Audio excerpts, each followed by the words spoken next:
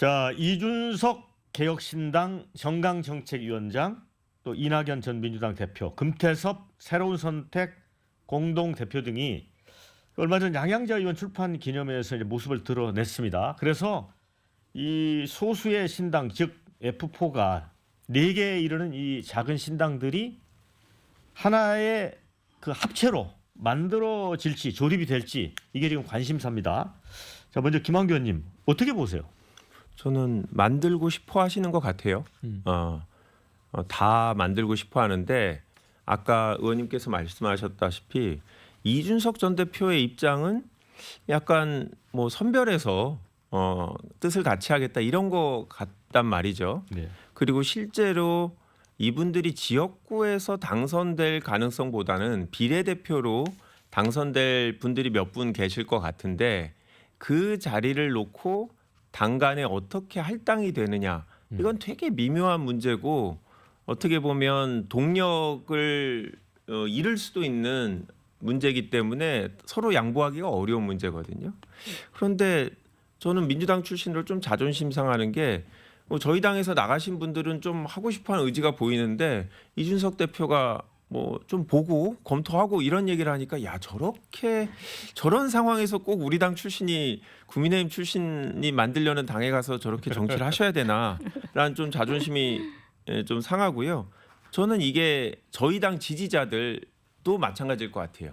이런 상황이라면 뭐 굳이 저쪽 당에 가서 정치를 하겠다는 분들 이분들을 지지해야 되나라는 생각이 들 것 같아서 지금부터는 정치인들이 그런 뭔가 셈법을 갖고 서로 싸우는 모습, 고민하는 모습, 시간 끄는 모습이 국민들한테 되게 부정적으로 작용할 여지가 있고 지금의 지지율보다 더 올라가기보다는 좀 내려갈 우려가 있지 않나 뭐 이런 생각이 듭니다.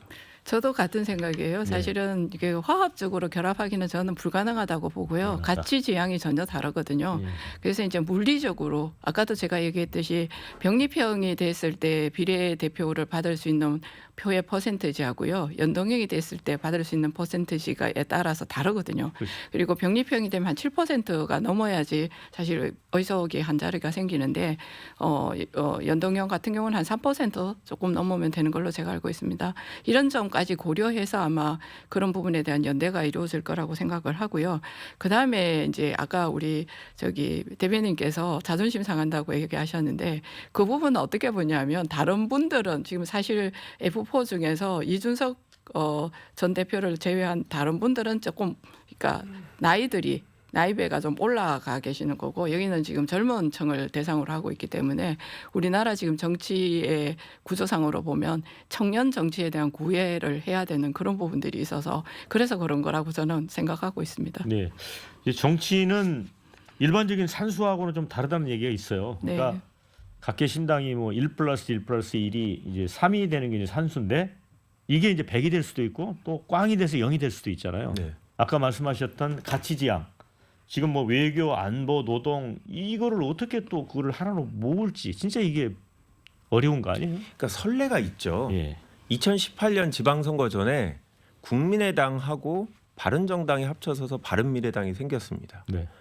당시에 이제 수도권에서 20% 이상 지지율이 될 거다. 왜냐하면 각 당의 지지율을 합하고 예. 말씀하신 대로 시너지 효과 아니면 뭐 컨벤션 효과 이런 것 때문에 산수죠. 수도권에서는 20% 이상 올라갈 거다라고 했지만 우리 기억하시겠지만 2018년에 당선된 뭐 기초단체장 이상의 바른정당, 바른미래당 분들은 거의 없거든요. 지금도 사실은 비슷하죠. 민주당에서 일부 나온 세력, 또 보수정당에서 일부 나온 세력들이 합쳤다라는 거는 총선은 아니었지만 어떻게 보면 비슷한데 그때도 바른정당이 선거에서도 큰 역할을 내지 못했지만 그 이후에 당내에서 엄청나게 싸웠죠. 안철수 대표와 이준석 대표의 앙금이 그때 시작된 거고. 근데 왜 그러냐면 이분들이 무엇을 지향하는지 이게 분명했던 거죠. 냈던 얘기는 양당의 정치에 대해서 혐오하는 이런 분들을 대상으로 본인들은 새로운 정치를 하겠다고 했는데 나중에는 무슨 말까지 나왔냐면 극중주의다. 가장 가운데 있는 정치. 그거는 양당이 움직이면 이분들의 가치 지향도 겹치지 않게 하려고 따라 움직이는. 이러다 보니까 나중에는 점차 힘을 잃었기 때문에 이분들도 그런 선례가 있어서 이준석 대표가 바른미래당 출신이기 때문에 나름의 가치 색깔을 분명하게 하고 싶어 하는데 이게 다른 정당하고 빅텐트를 하게 되면 그것들이 희미해지지 않을까. 그래서 이준석 대표도 고민을 하는 것 같고 그래서 저희가 볼 때는 생각보다 정치권에 미치는 영향이 크지 않을 수도 있다 이렇게 보고 있습니다. 그러니까 바른미래당이 이제 안철수, 유승민 그게 또 긍정적인 측면에서 보면 약간 영호남 세력이 뭉치는 듯한 그런 거였죠. 그런 효과도 있었지만 2년 만에 그냥 포마처럼 사라져 버렸어요. 네. 그렇다고 보면 저희도 이제 계속 같이 이야기를 하는데 지금 신당을 만들겠다라고 하는 것만 나와 있지 신당이 어디를 지향해서 가겠다고 하는 건 아직까지 발표된 게 거의 없는 걸로 알고 있습니다. 각 당 이제 이게 본인들이 탈당한 당에 대한 불만에 대한 내용만 계속해서 집중적으로 언론에 부각이 된 걸로 제가 알고 있고요.